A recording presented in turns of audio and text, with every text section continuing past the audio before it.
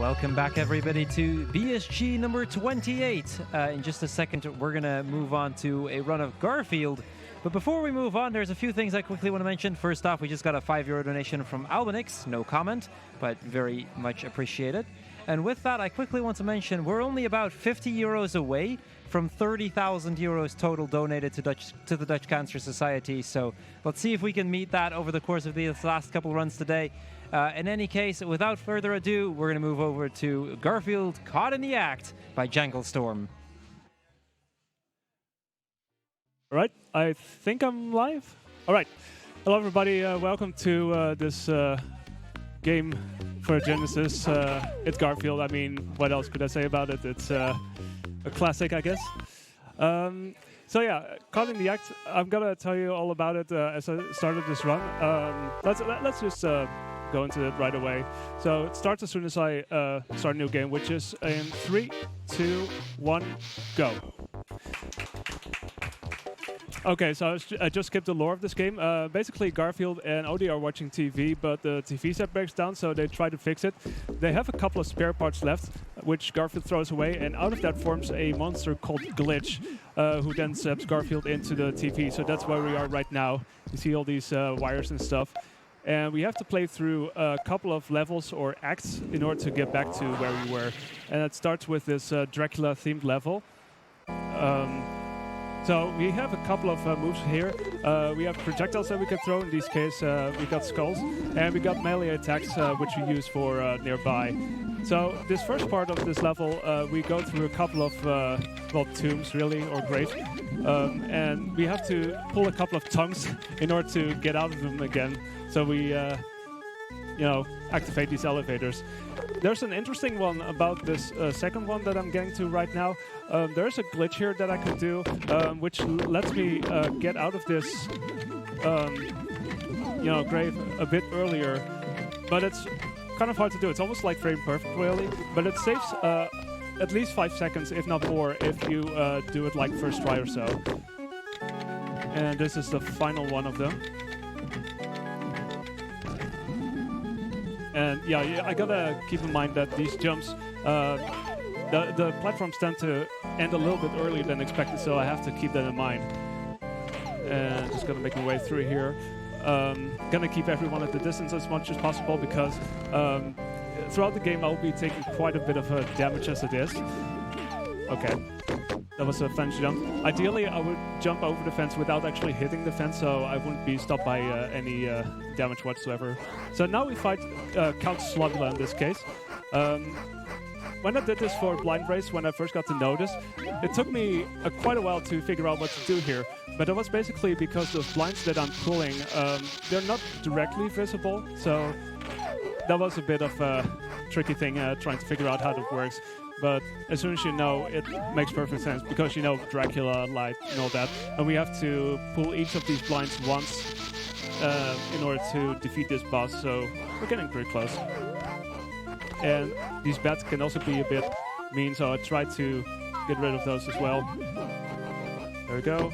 And up we jump. And that is the end of the first level. So after each level, we grab a remote that takes us to the next part. Before that, though, we have this commercial break. Now, if you would play this normally without like an upscale or so, this is an absolute bitrate killer because there's a lot of static on screen. So normally speaking, you would pick up these Pookie Bears for extra lives or continues, but I mainly focus on the coffee cups because those will go, let me go faster through these sections. And of course, I don't have to hit these orbs because those slows down. So now we go through here. This is pretty much as linear as it gets, just getting to the next stage, really. So stage 2 is a park-themed level named The Revenge of Orangebeard. And it starts on a boat. And, well, if you look at it for the first time, you think it would be an auto-scroller, which it isn't. I can actually jump off the boat if I want to. But I'm not going to do that right away because it's very dangerous. If Garfield swims, he takes damage. So I stay on board for a little while longer until it's safe for me to jump off. Because swimming is actually faster in this case. So I'm going to wait a little bit here. Just going to defeat a couple of enemies. And this is pretty much where I will attempt to jump off. there's a checkpoint here. Cookies also exist in this world. And I'm gonna grab these, these burgers and all the food items. So I keep my health up to a certain level. And what you see me do there as well is I try to jump and attack pretty much at the highest point, so that I skip the damage-taking animation, which stops me temporarily. So if I do it this way, I'm able to keep myself going through the water. Let me know when you have a moment. I guess I do now. Because we actually have, we just got 2 donations. First, 75 euros anonymous donation, no comment, and then another 25 euro donation, anonymous with no comment. But with that, we have now reached 30,000 euros to the Dutch Cancer Society over the course of all of our BSGs. So I think that's worth a round of applause.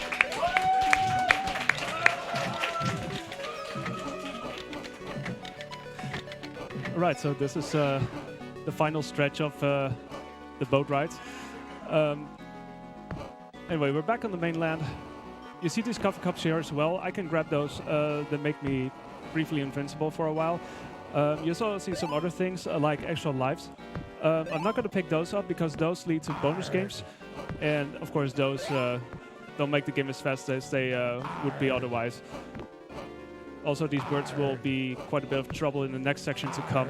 I'll show you that because we're going into the jungle and we've got these trees that we try to climb. And I say try because all of the enemies surely try to make my life difficult. Anytime you jump and you get hit by an enemy, it really makes you fall down really fast. It makes you fall down pretty fast, and it's like they added extra gravity or something. Main thing in terms of the speedrun is a couple of fine skips that I do. The first one here is relatively easy. It's not really frame perfect or pixel specific by any means. The other one that's upcoming is quite a bit more that. We get there pretty soon. We gotta take out some enemies first, make sure we stay alive. And this is pretty much where we try to do it. So let's see if I can get it set up. Hey, first try, nice. So if I do that, I save about 5 seconds or so. It's only really saving time if I get it like first or second try, and otherwise I wouldn't even bother with that and just take the normal route. But this was really nice. I would say it's marathon luck, I guess. So now we go through here, just go through this swamp, keep myself alive.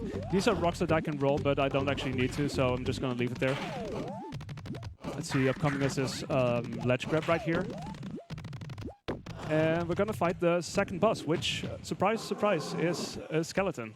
So, gonna grab this for safety. Gotta hit it 8 times, so you'll see when it flashes that you know you've done a hit. So, you need to do this a couple of times. And there we go, that was level 2. It's back to bitrate killer. Although again, I'm not sure if that's the case here. Normally when I stream this, this is usually the part where I would sing bitrate killer over this melody. Like, so bitrate killer. Anyway, not enough Pookies, that's fine. It's actually a really generous game in terms of lives and health pickups. It shouldn't be too hard to get through this game in one sitting necessarily, especially not later on. Okay, now we go to the level that takes us back to Prehistoric Times. The funny thing is, this was also released for the Game Gear and for the PC, and both of those versions are very different from this in a certain way. Although the PC version has the same graphics and everything, so that's pretty much similar. But the levels have been shuffled. Let's say that. So yeah, that usually starts off with this level. Also, yeah, I could probably go into detail about the Game Gear version because it's designed by a very different team altogether, which explains why it's not exactly a one-on-one copy of this game. And in this case, going through this level, it's important that I try to throw these fish bones as early as possible so I keep enemies at a distance, because the hitboxes tend to be so that if you see them and you respawn too late, you still tend to run into them. By the way, here's another rock which kind of looks like a deep fried snack, I guess. But it seems to suggest that we have to roll it over here, but we don't. But you can just climb up there. And this is perhaps the closest thing that this game comes to having lasagna of any kind, because Garfield is known for having for liking lasagna, but there's no single mention of lasagna in this game anywhere, except, well, perhaps there's cheese and there's some other things, so this probably comes closest. Anyway, so we're gonna go over here. Oh, damn, I wasn't supposed to fall down there, but that's fine. Okay. Oh, by the way, we were talking about extra lives. The same things go for these hammers that you just saw. If I pick those up as well, you will also get bonus levels, so I'll leave them for what it is. Let's see. I had some trouble with these jumps recently for some reason, but this is fine. Okay, we're getting to the third level boss pretty soon, and this is the part where the game can potentially soft lock. So Dino Odie just jumps around, and what we have to do is we have to wait for these rocks to fall down, and one of these rocks I can roll over to the seesaw, and I have to launch it towards Dino Odie so it falls down, and we have to hit it with a projectile, and we have to do this a couple of times to kill this boss. So there we go. Do this a couple of times. The problem is Dino Odie can jump off screen and never return if it wants to do so, and that effectively softlocks the game. If that happens, then I still have a password that I can use. But yeah, let's hope that doesn't happen. The rock, the launching the rocks tends to be a bit RNG-ish, but it depends really. Sometimes they appear all the way in the back, and sometimes they appear a bit more in the front. So ideally I would try to get and roll over there as quickly as possible, so it's a quick fight. I think there's one more round of this. It seems good so far. And I'll just wait until Odie gets back, so we just, there we go. That's the end. And we have avoided the softlock, so hooray.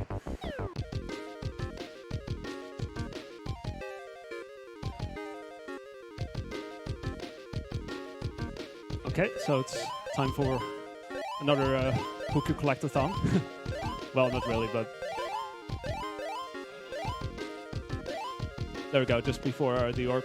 If I would pick up all of the Pookies, by the way, it would not mean much in terms of time difference. You just... well, you see this animation that says, oh, you've collected a 1-up or something, but it doesn't really matter too much in terms of overall speed. Okay, this takes us to the, well, basically the film noir era. We are now in Casablanca. So normally speaking, when you play this level, you have to find your way around, just trying out, going through doors, and see whatever leads to the exit where you need to go. But if you know where to go, this is actually a really short level. I wouldn't be surprised if it would take more than, say, 2 minutes or so. The funny thing is, I haven't really gone into that yet, but they had plans to make this level longer and include a train riding section, but due to time constraints, that never really found its way into the game. So yeah, that would have been nice to see. And yeah, like I said, it's short. We are already at the boss. So over here we have to collect a couple of bombs, and we look for the ones with colored fuses. And we have to throw these back through the pipes. So, you know, we can deal with this boss, and we have to deal 8 hits in total. What I tried to get is 4 bombs per round. So this was the first round, and then for the second I hope to get 4 as well, so I can just instantly deal 8 hits and be done with it. But it tends to be quite random. And there's also a difference with how... Yeah, there's a difference between difficulty. In the normal difficulty only gives you like... okay, that was interesting.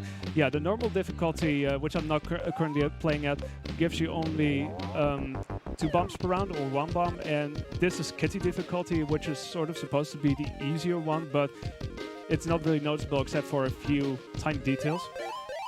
You get like 3 or 4 per round.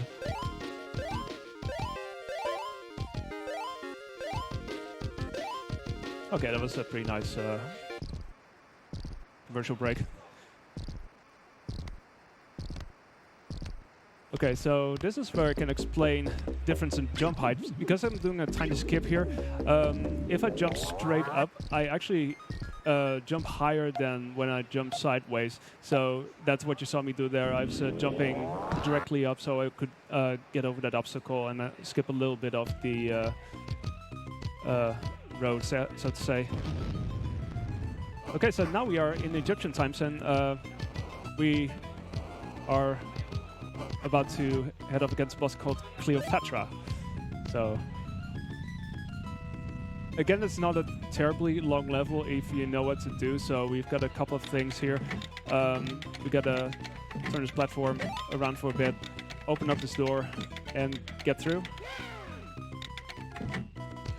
And a couple more things I need to do before we head off. So these are the, I try to avoid these crushers, but sometimes you mistime your jump and it still happens anyway.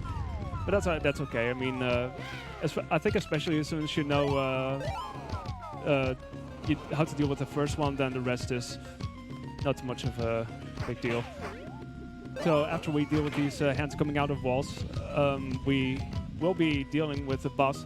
And there will be an interesting setup for this boss, because if we do this right, we will be able to save 20 seconds. So what we do is we activate these paw elevators. We ride on top. We ride on one of them all the way up, and we have to watch out for these flies because they can be a bit of annoyance, so to say. If you try to jump, they just stand in your way. And what I look for is this horizontal line. As soon as a paw has made it over there, I jump off and then I continue on. And I try to jump onto this tongue pretty much shortly after that. And then I try to hit this eye as soon as possible. And if I do this right, I might be able to... Ah, damn, I just missed it. If I did that right, I would have made it on top of that other paw, and I could have been able to jump over to the other side, and that would have saved me like 20 seconds. But yeah, we didn't get it this time. That's okay. We have to wait a little bit longer. So while we wait, can I do a quick donation? Absolutely, go for it. We just got a €1 donation from Ketil saying, because 500 is better than 4.99. Let's see, so we do the same thing here. There we go. The thing is, if you jump on the tongue too early, it will stop sticking out, so that's a thing to keep in mind as well. There we go, that's both sides. What you saw me do just there is I did hit those eyes once before landing on the floor, because I can actually hit them earlier, but they don't really register any damage, so I have to wait until this phase to deal damage to it, and that's like 10 hits, and if I do one earlier, then it's only 9, of course.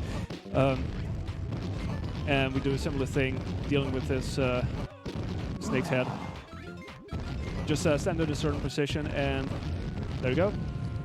And now we just wait for this Sphinx to go all the way up so we can grab the remote. It takes like roughly 18 seconds. I think I've timed it once.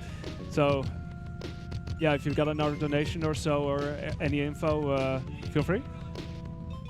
Well, I mean, I could talk a bit about why we're even raising money in the first place. You see, we're raising money for the Dutch Cancer Society, which is a nationwide organization committed to fight cancer while aiming for more cure and a higher quality of life for those already battling the disease. 100% of your donations will go to the Dutch Cancer Society, so be sure to get those in. And, you know, let's say you weren't able to donate, but you still want to support the event in another way, and you're a Twitch Prime user, what you could do is consider using your free monthly Twitch Prime sub right here on the ESA channel.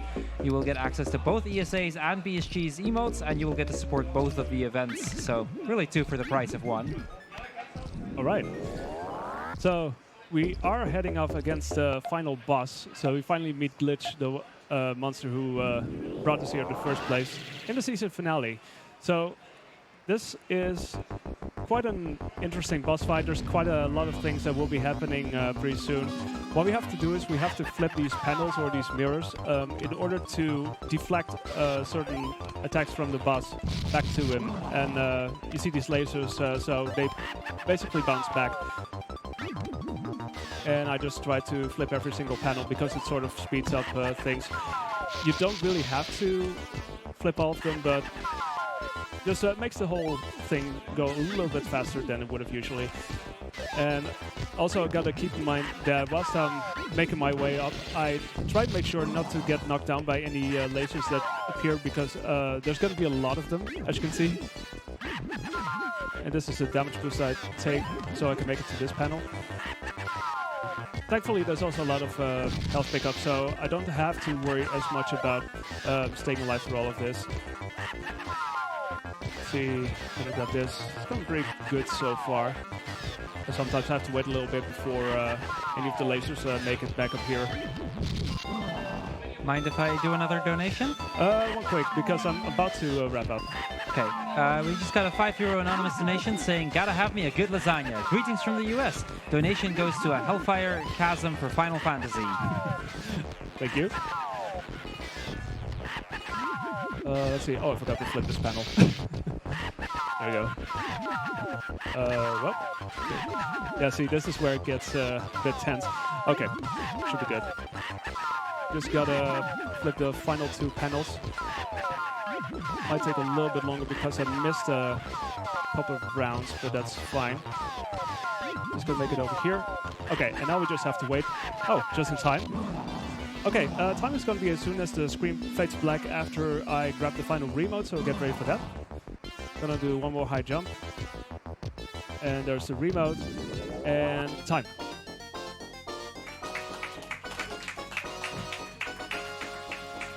Seems like Garfield had a blast doing this. So he's finally back to watching TV in his living room. So all's well with the world again. And yeah, that was it. Thank you for watching. I hope you enjoyed. And I can definitely recommend playing this. It's got really cool graphics too. Like the artwork is, or the sprites are developed by the team of Jim Davis himself, so that definitely makes it worth trying out and picking up, I guess. Yeah, but that's it for me. Thanks for having me, and good luck with the next run, and I'll see you around. Take care. Thank you, Janglestorm, for that run of Garfield, Caught in the Act. We'll be going into a quick ad break in a moment, and once we're all back and set up, we'll be going into double spoiler to how I would have no idea how to pronounce that last bit of the name, so I'll let the runner do that in a moment. In any case, we'll be right back with you guys.